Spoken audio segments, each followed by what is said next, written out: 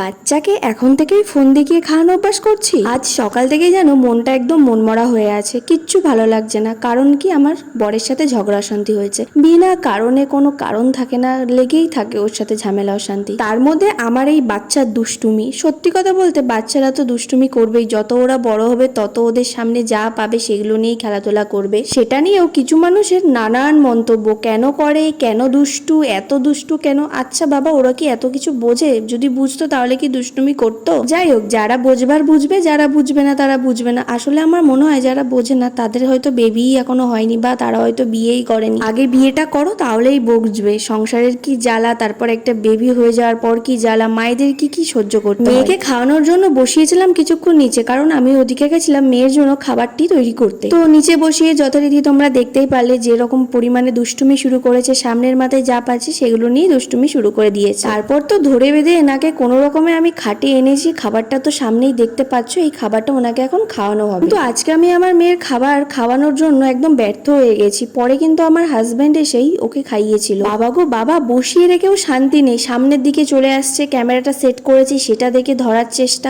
আরো কত। তোমাদের বাড়িতে যাদের এরকম ছোট ছোট পুচকু আছে তারাও কি তোমাদের সাথে এরকম করে? অবশ্যই কিন্তু কমেন্টে জানিও। এবার চলো মেইন টপিকে আসি। আমি কেন ফোন দেখে আমার বেবিকে খাওয়াই? আসলে না খাইয়ে রাখার থেকে ফোন দেখে খাওয়ানোটা আমি মনে করি অনেক ভালো। তার থেকেও বড় জিনিস হচ্ছে, না খেয়ে থাকলে কিন্তু বাচ্চার গ্রোথ, তারপর ওয়েট, তার থেকেও বড় কথা হলো বাচ্চা যদি এখন থেকেই না খেতে চায় তাহলে কিন্তু তার অভ্যাস হবে না। আর তার থেকেও বড় জিনিস হচ্ছে, যুগের সাথে তাল মিলিয়ে তোমাকে চলতে হবে। সময় যেমন ভাবে তোমাকে বয়ে নিয়ে যাবে, তালে তাল মিলিয়ে কিন্তু চলতে হবে।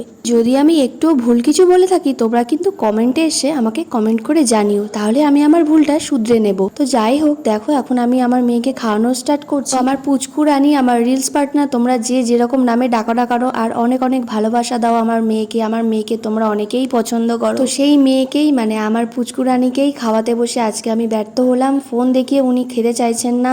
কি বলবো, সত্যি কথা বলতে মানে এত দুষ্টু হচ্ছে। প্রত্যেকটি বাচ্চাই কিন্তু যত বড় হবে দুষ্টুমি শুরু করবে। একবার এই কার্টুন চালাই তো একবার ওই কার্টুন চালাই, কিছুতেই কিছু হচ্ছে না। তারপর বাধ্য হয়ে ওই ঘর থেকে আমার বর এই জিনিসটা দেখতে পেয়ে শুনতে পেয়ে চলে এসেছে মেয়েকে খাওয়ানোর জন্য।